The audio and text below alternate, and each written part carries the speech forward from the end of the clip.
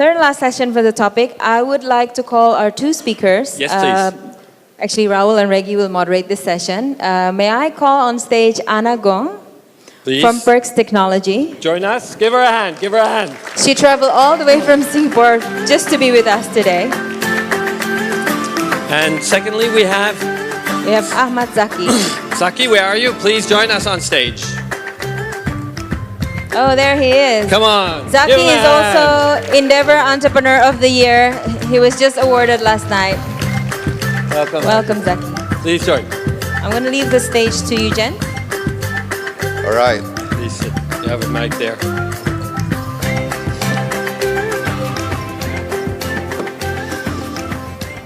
Thank you very much for joining us. Both of you, esteemed founders, CEOs of companies. Anna, you, a tight ship with 40 people. It's your fourth or fifth startup.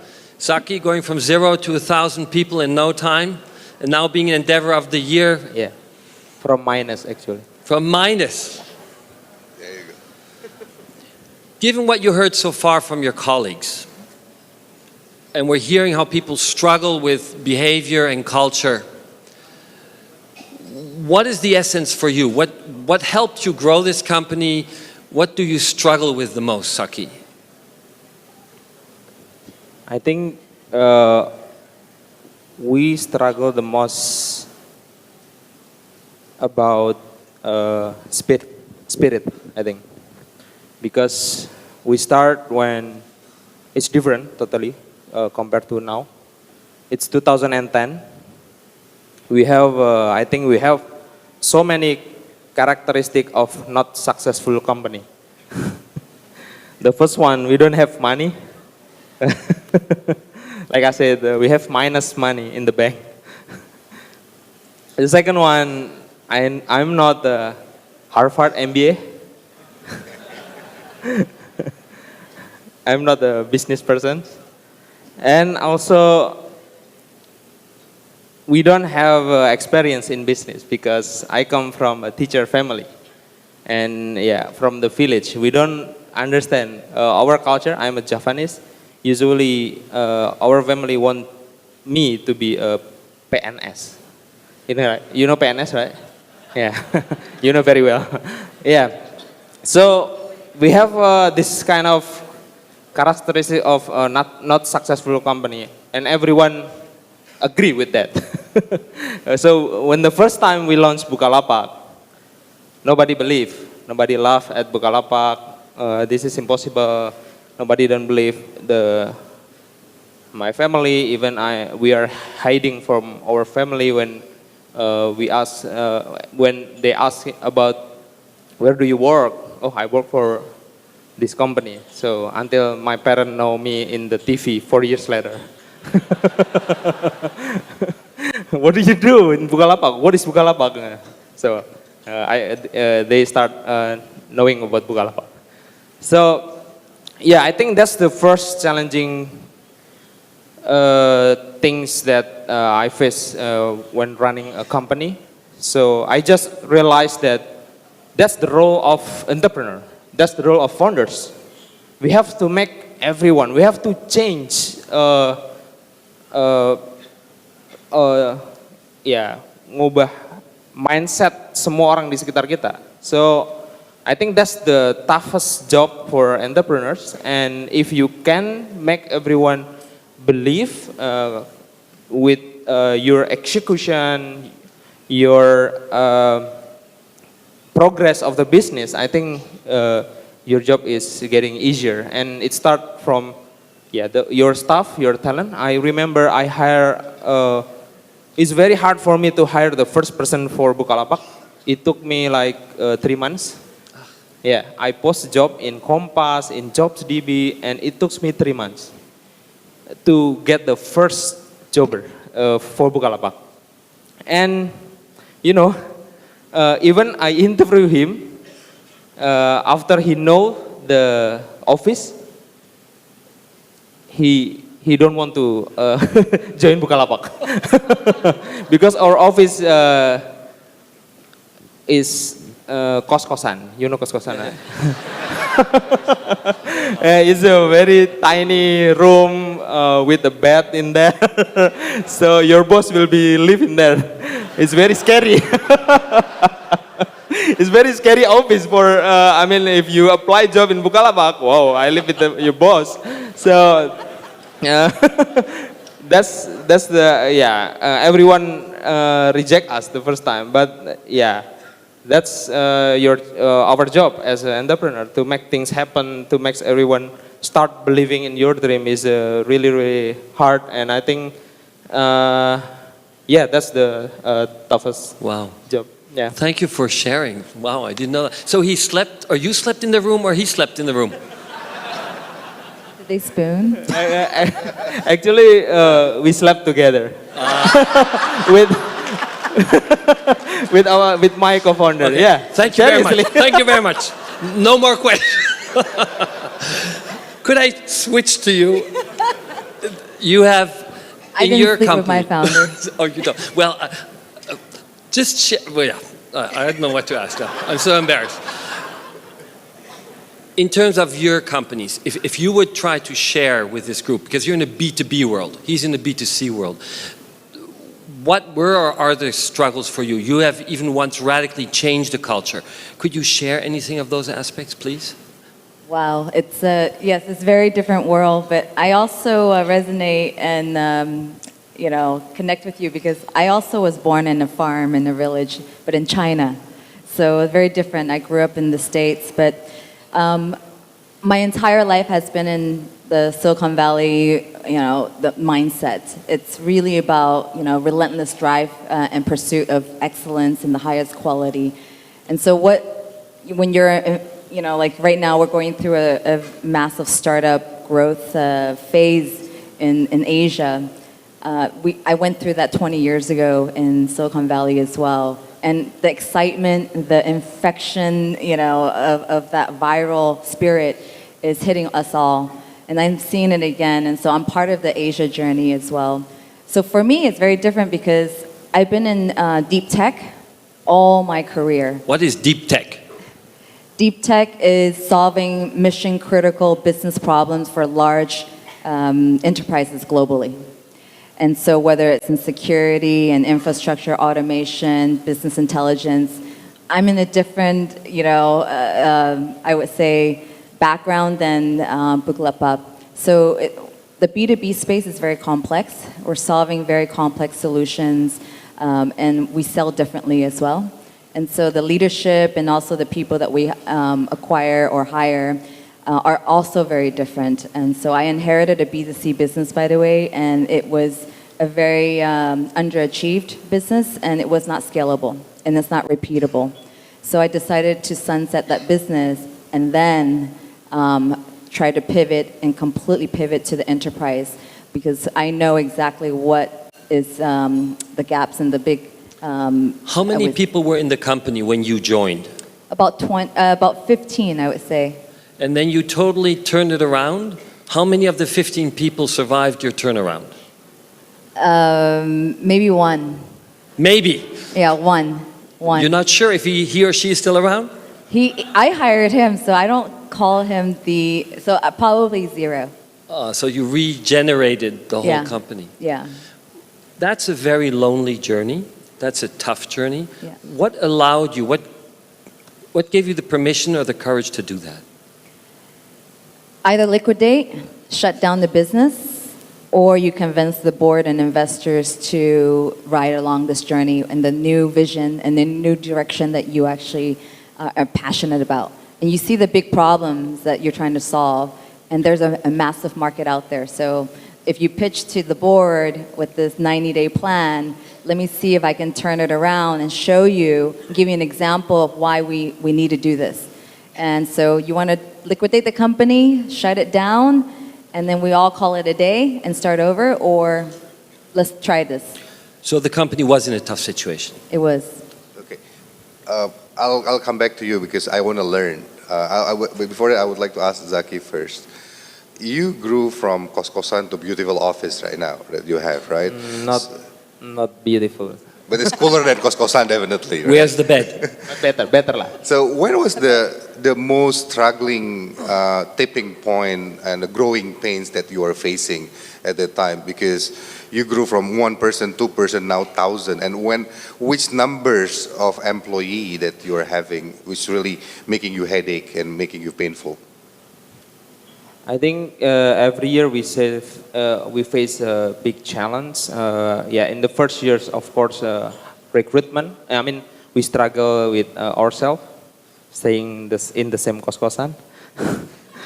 And the second year, I think we struggle in hiring our first employee, because the first employee will be the standard of the rest of the employee. So it's a very tough job in make the talent outside the company believe in Bukalapak. It's really, really tough, because the first employee is the highest standard of the rest of the company. And I think right now, once we grow, I think the struggle is to make everyone remember again, because when you big, right now we have like 1,500 people right now in the company. So it's really, I cannot manage everyone. So I only manage the direction and the culture, the vision.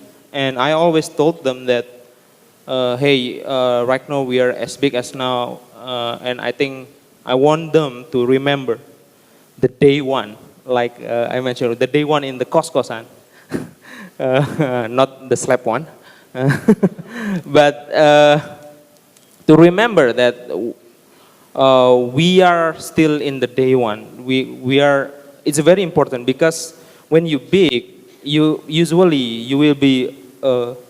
You have term corporation, something like that, right? You will be a corporate, and by being corporate means being slow, means being bureaucratic.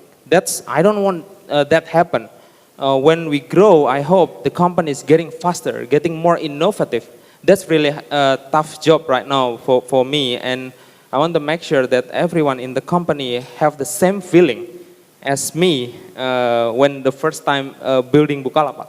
So it's really tough job, because right now we have kind of a current culture, but at the same time I want to disrupt this current culture, because to balance this is really hard, but that's my job right now, to make a Bukalapak innovative, to make Bukalapak sustainable in the future.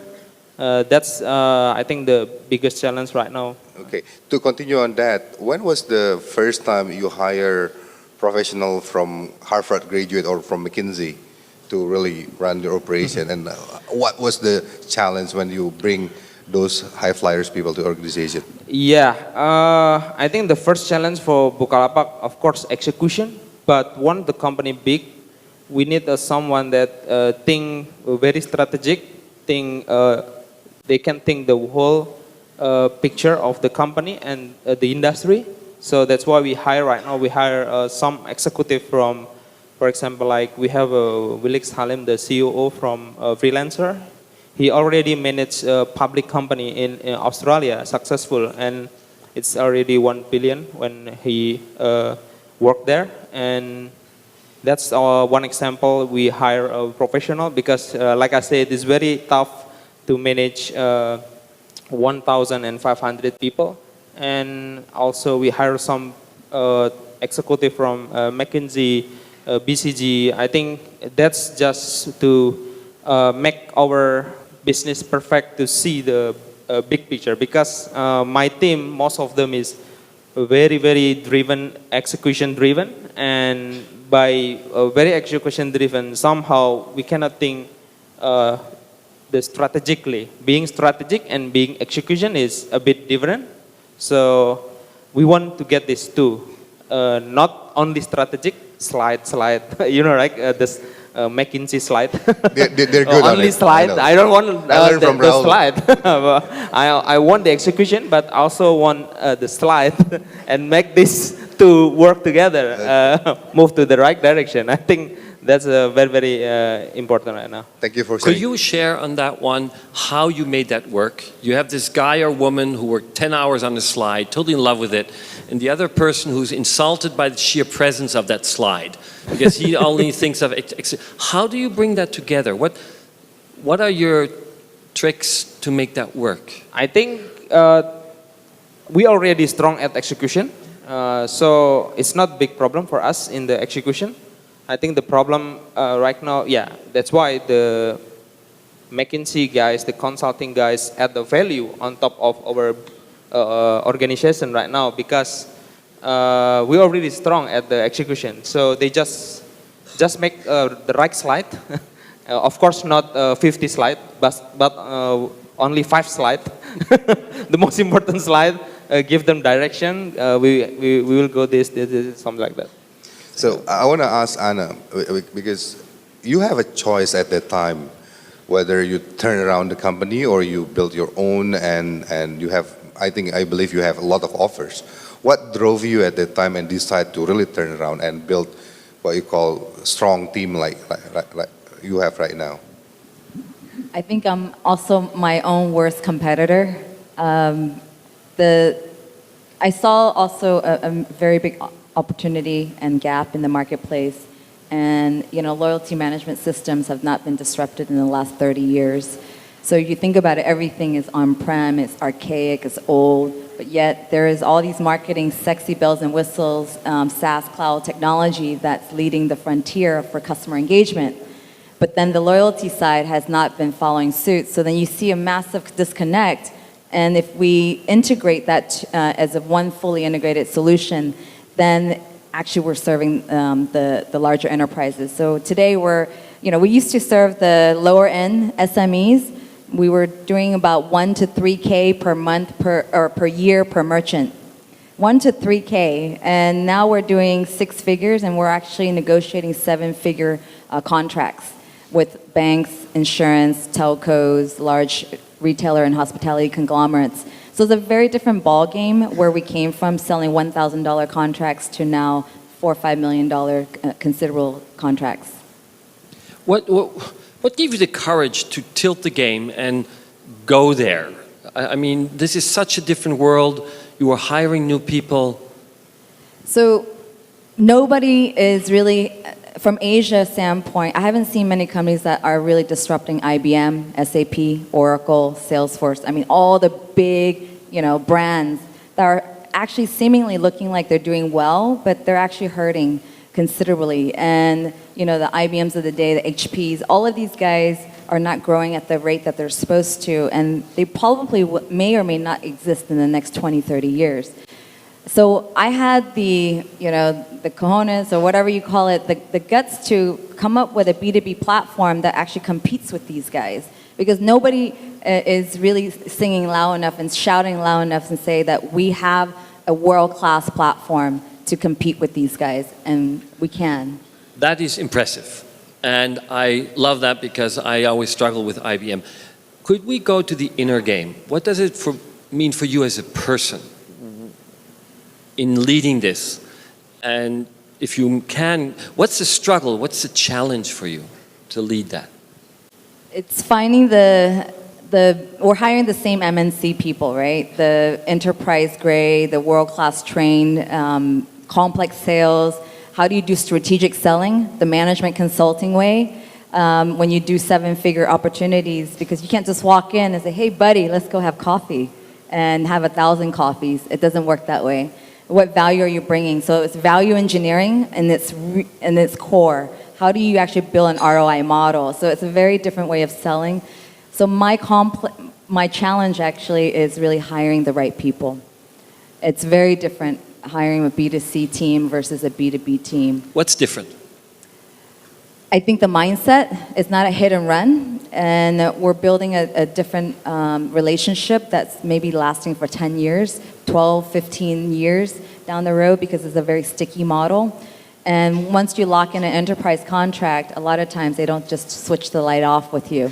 An SME can actually go to the next door neighbor and say, I'm done with you, I have another option. So it's a very different ballgame. So what kind of discipline that you're putting in place which become a culture to really having a strong team to conquer the B2B business? Because I'm doing business, B2B business, and not easy at all. What is your tips? It's not easy. I actually made so many mistakes because I tried hiring cheaper. As a startup, we don't have the funding to hire the way that Google, Facebook, and IBM and all these guys, SAP. We don't have that kind of budget. So then we tried to hire the junior people in their 20s, and we want to groom them to really excellent sales professionals, excellent leaders. But it turned out that you cannot groom them fast enough, and when you walk in with them, they don't have relevant discussions with the C-level, the CEO of a bank, of a chairman level, CMO, chief digital officer. If you don't know how to have that discussion, it's very hard for us to now turn, because you only have 5 minutes to make an impression with these guys. They won't give you a second chance. So I failed many times in hiring the wrong people, and we have a bit of a revolving door. And in my world, if you don't make it and you don't show that you shine in the first 90 days, it's, someone said earlier, the whole motto is to hire slow, fire fast. It can actually be a virus if you keep these people who are non-performers. Okay, good. Thank you. Maybe we can show some questions from the audience. Can we show something? So let me help to read. Which one is the best? Yeah. Okay, this number one, maybe can ask Zaky to start with. How to struggle with a very limited number of team members and keep the business growing with very limited capital as well. So Zaky is the perfect guy who explained this. Yeah, I think the tough job for entrepreneur actually is also, yes, sometimes entrepreneurs have to have a big dream, but at the same times we have to have a very good at execution. So being a great executor is very, very important. And I think by being executor, I mean, we have to calculate everything. We have to be very data-driven, and that's what we do right now. We spend, for example, $1, we have to get $2. We have to be very creative, and also we have to open to failure. For example, I asked my team to find as many as channel or as many as source of growth, and start from small. We have a term like A/B testing, experimental, and then if you fail, then it's okay. I think one of our staff make a mistake like 1 billion rupiah, and we don't fire them because it's if you fire them, and then everyone will be afraid to try anything. So you cannot. You have to let mistakes happen in the company, because mistake is learning source, is a source of growth, and that's what we do in the company. We let everyone try as many as ways, and if the things so we are like a venture capital in the company. So if you have any idea, just execute it. So we give them budget small, and it starts small, and if it is successful, and then we increase the budget. If fail, then we decrease the budget until the budget gone. If they fail again, something like that. We work like a venture capital. It's like everyone is startup CEO in the company. So I think that's the biggest differentiator Bukalapak compared to, we are not like a corporation. We are like, our organization is like, we have 1,000 people, yes, but we have like 50 different teams, and every of them really focus on their goal. They have like single minded. For example, the search team have to increase the usage of the search, the conversion, and also the marketing, even specific for SEO, specific for Facebook, Google, and they have their own metrics, and we track them daily even. We can check in the mobile phone if the metrics goes up and down.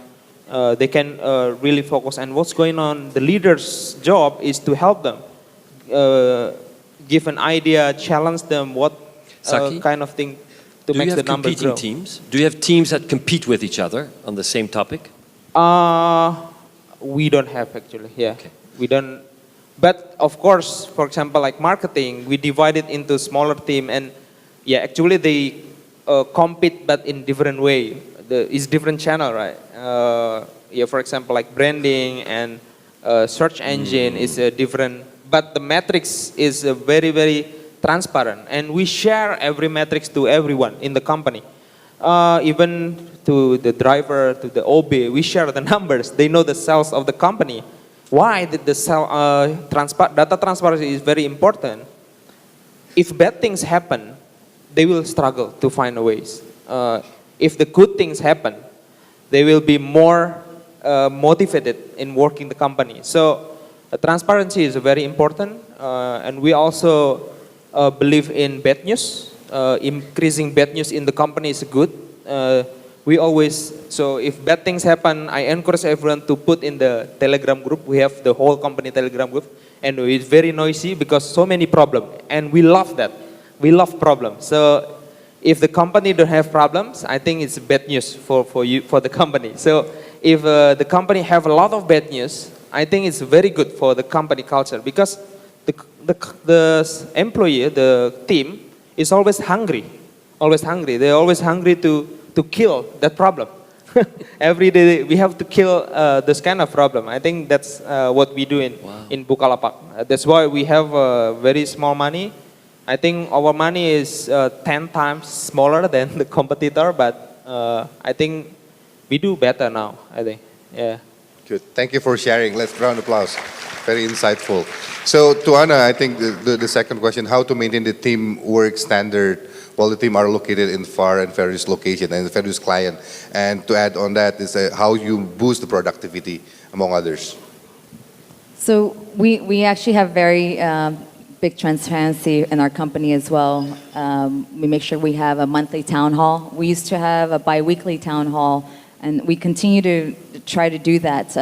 But the monthly is where we're heading to. But the whole point about recognizing people in front of each other, the peers, also really understanding their career aspirations, because I think a lot of people who go into companies, they feel like it's just a job. Is it a 9 to 5? And so if it's a 9 to 5 mindset, you're not going to be part of this journey. And stock options has always been a misnomer, or maybe it's not valued as much in Asia. When I first came into the startup community, a lot of the founders were reluctant to give stock options because they said that the Asians don't really care for stock options. They haven't seen many successful startups actually getting exited at X multiple. So that's why stock options were not part of it. It was just like, let me follow the founder, let me follow the leaders, and let's see what I can learn. So learning was the first approach. But now everybody's seen successful exits and very hyper growth in startups. So stock options actually mean something now. If you see the Alibabas of the world and my next door neighbor here, Zaky and his team, quite a few of these successful startups are now really getting the spirit of ownership. So if you're part of the ownership, the productivity actually goes up because you're passionate about the business, you're passionate about actually growing it as one family, one roof. So there's so many elements. There's not one recipe for success or productivity. It's really about who's leading the team. Do you really want to follow that leader, learn from it, and also help as part of the greater agenda, want to grow that company together? If you see a strong team leader who in himself has high potential, but the productivity of the team is not where it is, what do you do? There's a lot of those examples, and you really have to sit down and just manage appropriately. So there could be, when the bureaucracy, right? We talk about politics, and even in small teams of 50, you tend to have bureaucracy still. There's the little cliques forming left and right, and you just have to complete. That's why we have stand-ups. We have open stand-ups. We have open daily huddles. What is that? An open stand-up? So the huddles, the daily huddles, we actually, the sales and marketing team, we talk everything openly. Engineering is open to discussing, the challenges, why we're not meeting deadlines, and what's the complexity around the deliverables. So we tell each other and share with our challenges so that people understand you're not unique. You know, the challenges that you're going through in your team is not unique because there's actually another problem here, or let's solve it. So when you solve it and actually have a winning spirit, I think that's one of the things, to share successes as much as sharing failures, and that actually gets the team invigorated. Okay. Maybe Raul can ask last questions. Well, for me, the last question for you, Zaky, is somewhere you were on a tipping point. After 500 to the 1,000, what are one or two of the things that you said, if I could have just done that different, then today we would be in a much better spot? What is one or two of the bigger regrets? Because some of us here have companies that are above the 20, 30. We are there, we're getting recognized. What is it, putting positively how to grow, but what is where you said, shit, if I would have just done that differently? Anything you can share with us? I don't have any regret. Actually, yeah, I don't have. I think we have done a good job, and I think maybe one thing that, because we start from small and the industry is really new, right? And if you see, Jakarta is not like Silicon Valley. I wish we have so many resources, especially in engineering, in research, AI, and so we can move faster, because I think Indonesia is just too late in terms of industry revolution, because we have less resource, we have less best practice in the industry. We have to look at the Amazon, at Facebook, and another big guys for benchmark. So maybe that's one thing that we hope happen in 4 years ago, because what we did is we try and error. Seriously, we try, fail, try. Nobody know that Bukalapak have failed thousands of times. Everyone only know that we are big as now, but they don't know that we fail a lot in the company. So I think that's what we do, because we try and error. Try and error. Hiring, we don't know which great engineer, and we don't know how to manage engineer, and then we don't know how marketings work. We just try and error. So I think it's better if. I think that's our job, as we will teach the next generation. We have failed in this thing. Don't try this. Wow. Something like that. Because yeah. I would maybe like to close for both of you with the same question, and I'm picking on Reggie here. Purpose is the key thing that people are saying. What is your purpose going forward for your company, for you? This is my 5th startup experience, and first in Asia, 4 in Silicon Valley. But my purpose has always been to solve problems, right? What problem are you solving for the greater good of the world or your community? And are you developing the business model and technology around solving those problems? So I've always hunger and had the drive and the relentless pursuit for solving problems and using it as my driving force. Thank you. Zaky, what is your purpose in life? It's like the name of Bukalapak. Bukalapak. Why Bukalapak, not Buka Toko or Toko blah blah blah? Yeah, there is a meaning in that. We want a Bukalapak name because lapak is very unique, because Indonesia is full of informality, full of small business. We have, I think, the percentage of Indonesia small business is, I think, the biggest in the world maybe. And I want them to be prosper. I want them to be more modern, and I want their kids go to Harvard University, not ITB like myself. Yeah, that's always my dream, because I see, I don't know why so many poor people in Indonesia. I want poor to be history in Indonesia. That's my life mission, and that's why we create the Bukalapak, I think. Thank you very much. Yeah. And here where we close. Please give them a hand. Thank you very much.